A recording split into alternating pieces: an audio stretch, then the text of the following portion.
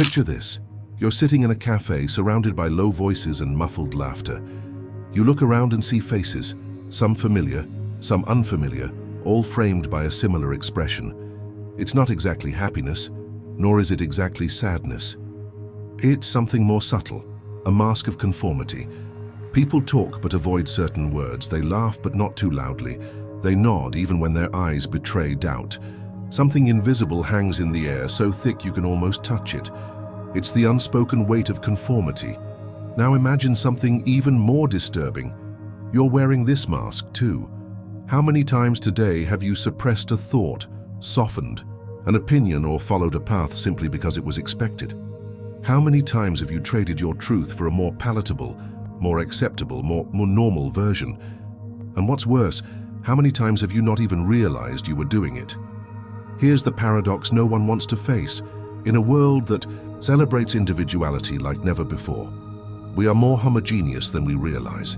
Our clothes are different, our feeds are personalized, our playlists are unique, but our minds increasingly obedient to an invisible script. Why then does this contradiction not haunt us? Perhaps because conformity doesn't feel like a prison. It feels like safety, like acceptance, like belonging. It whispers in our ear that it's easier to smile and nod than to risk deviance. But there's a hidden price to this trade-off, one we rarely say out loud. What do you lose when you choose to fit in? Shards of your authenticity, fragments of your voice, the courage to question. And slowly, something deeper. The ability to recognize who you really are when no one is looking. Conformity isn't born. It's built layer by layer until the original self becomes unrecognizable. But what if the greatest illusion isn't external pressure, but our own conviction that we have no choice? Think about the last time you found yourself repeating an empty behavior just because everyone else does it. What were you trying to avoid? The judgment? The loneliness? The fear of being excluded from a game whose rules no one ever agreed to write? Here's the question that will echo through the next few sections. What's worth more? The peace of mind of fitting in, or the freedom to be whole, even if it costs you your illusion of comfort? The answer isn't in motivational phrases. It's buried deep in the roots of human psychology, in the structures of society, and most frighteningly, in the choices we make every day without realizing it. But before we dig any deeper, stop, breathe, and ask yourself, who would you be if no one expected anything of you? The silence that follows is no accident. It's the first step toward breaking the cycle. Conformity is no accident. It's a survival mechanism. To understand why we so easily conform to the expectations of others, we must delve into the darkest layers of the human mind, where fear and desire intertwine in an age-old game. The tyranny of the unseen. Have you ever noticed how the most powerful rules are the ones that no one has to write down? There are no signs telling you to wear a certain type of clothing, speak with a certain intonation, or pursue certain goals. And yet, you know with an almost painful clarity when you're deviating from the script. This is the power of social conditioning, a force so pervasive that it infiltrates even our most private thoughts. The philosopher Jean-Paul Sartre called it bad faith, the lie we tell ourselves to avoid the burden of freedom. It's easier to believe that we have no choice than to face the terrifying truth. In every moment we are choosing to conform.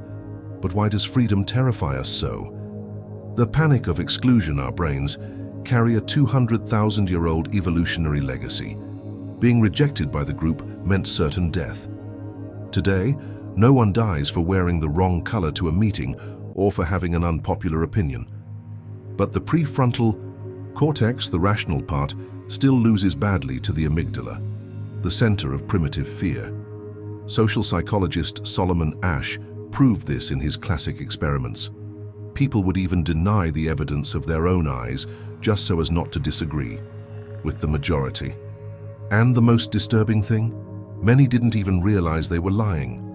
The pressure was so subtle that it became unconscious self-censorship. The matrix of other people's thoughts. Friedrich Nietzsche warned, morality is the best system of control ever invented.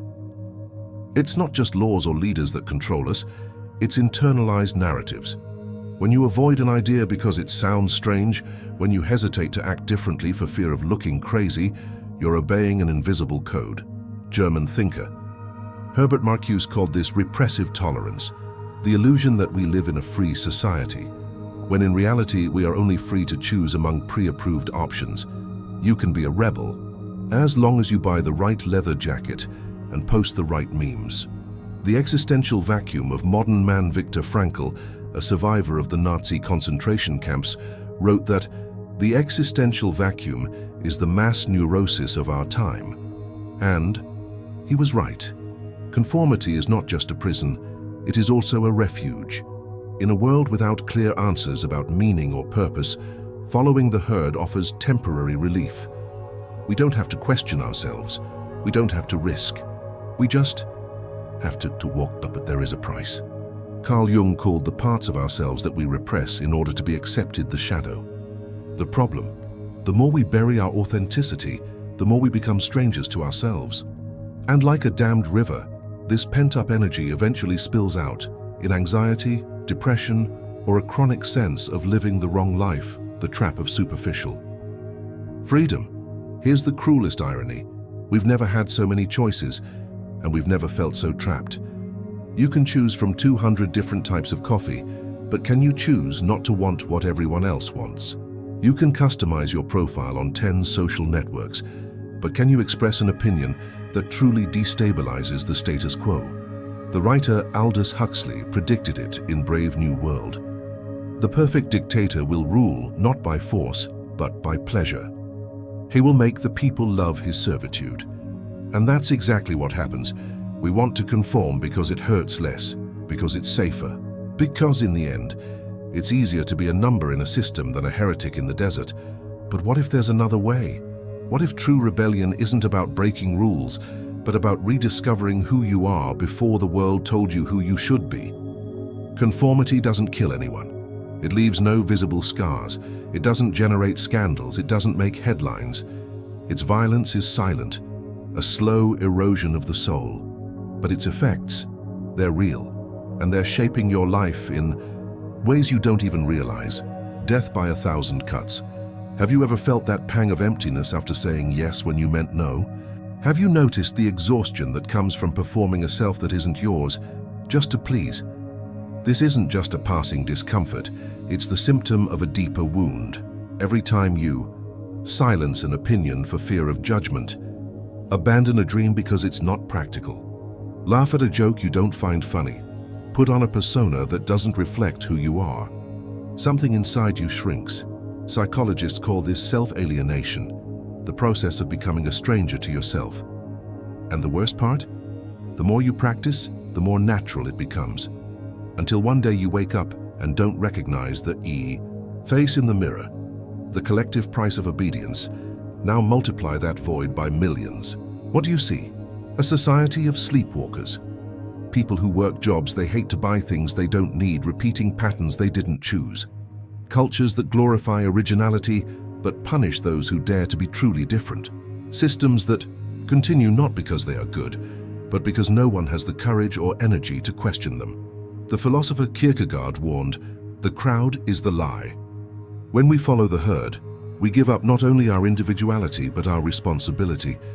And that's how injustices persist, not through active malice but through passive conformity.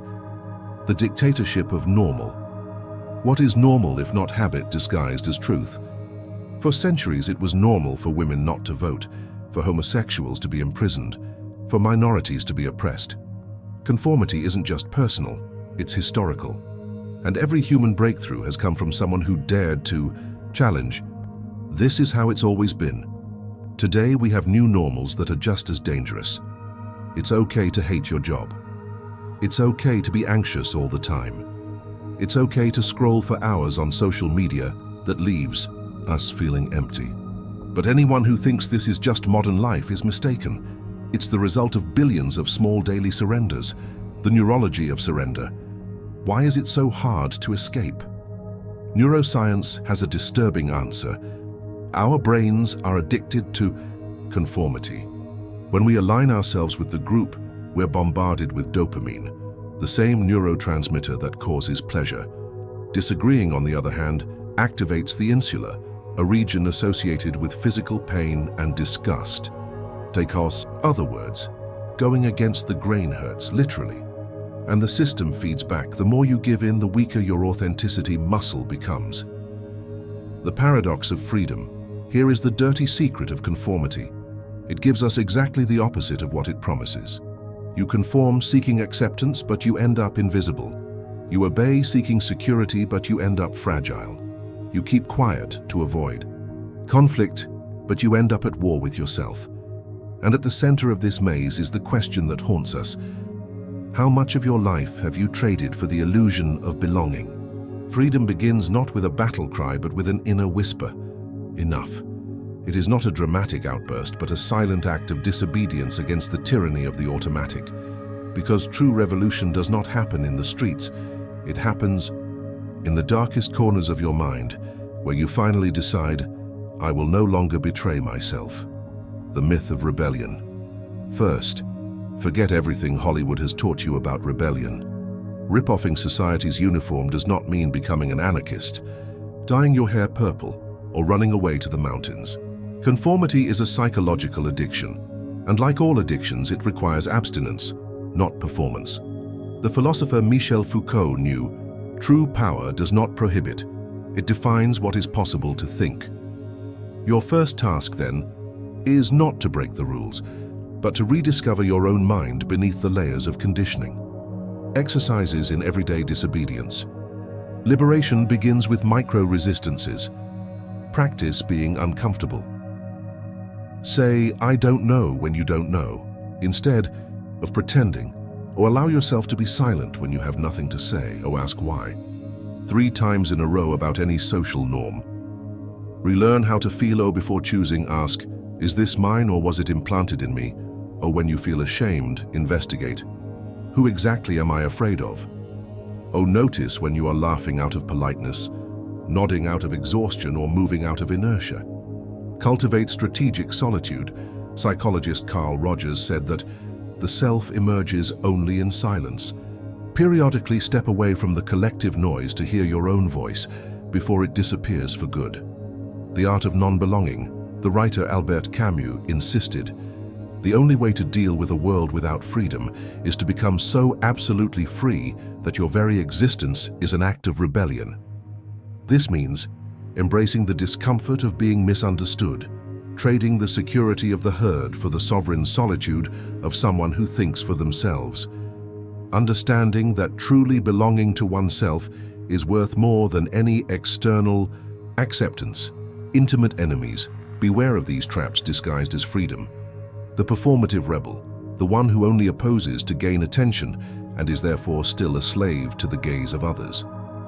The toxic individualist confuses freedom with a lack of empathy, but no one is free as long as they have to step on others to feel great. The conformist nihilist uses everything is an illusion as an excuse to stay in their comfort zone. True liberation does not deny society, it goes beyond it. As James Baldwin wrote, the price of being free is knowing that you belong nowhere and everywhere. The power of misfit history is not made by the well-fitted. Everyone who has changed anything, from Galileo to Mandela, from Freud to Malala, shared one trait, the ability to endure the world's hatred for the sake of their own truth. You don't have to be a genius or a martyr. You just have to stop asking permission to exist, because in the end, conformity is just fear disguised as virtue. And courage is not the absence of fear. It's knowing that there is something more important than fear. And then comes the moment when all the searching proves futile. You have spent years trying to fit in, then struggling to break free, searching for an answer, a formula, a path. But the most disturbing and liberating truth is this: there is no way out, because you have never been trapped. The great illusion of the invisible prison conformity is not an external force that oppresses you. It is a game you have agreed to play. As the Stoic philosopher Epictetus wrote, no one can take your freedom from you. Only you can give it away. Here is the secret that no one tells you. You have always been free. Free to be silent, or to speak, to obey or to resist, to surrender or to rebel. The problem has never been the lack of freedom, but the fear of exercising it, the unbearable weight of authorship. This is more terrifying than any oppression, because if you are trapped, you can blame the system, the society, the family. But if you discover that you have had the key to the cell all along, then all the responsibility falls on your shoulders. Jean-Paul Sartre called this the curse of freedom, the fact that we are condemned to be free, even when we would rather not be. The only question that matters, faced with this emptiness, only one question remains. What will you do with your freedom now that you can no longer pretend you don't have it? You can keep following the script, but knowing that it is a choice, not a destiny. Rebel against everything, but understanding that this is still a form of dependency. Or do something more radical. Create your own meaning in a universe that owes you no meaning, the anti-heroism of real freedom. Forget the inspirational speeches. Being free is not about winning, but about losing excuses, losing certainties, losing the protection of the herd. It is about accepting that you may spend your whole life being misunderstood, that you may never be recognized, that you may die without knowing if it was worth it. As Fernando Pessoa wrote, "I don't know who I am, what soul I have. When I speak, sincerely I don't know with what sincerity I speak." This is the ultimate courage, to act even without guarantees, to love even without reward, to be even without witnesses. The poisoned gift. In the end, you realize that conformity was a poisoned gift. It promised relief, but it took its toll on your soul. Now you know the truth. There is no relief. There is only choice, and pain, and beauty, and the dizzying emptiness of a limitless sky overhead. You can call it despair, or you can call it freedom. The invitation. The sun sets, the coffee grows cold, the voices around you continue to murmur their small certainties. What about you?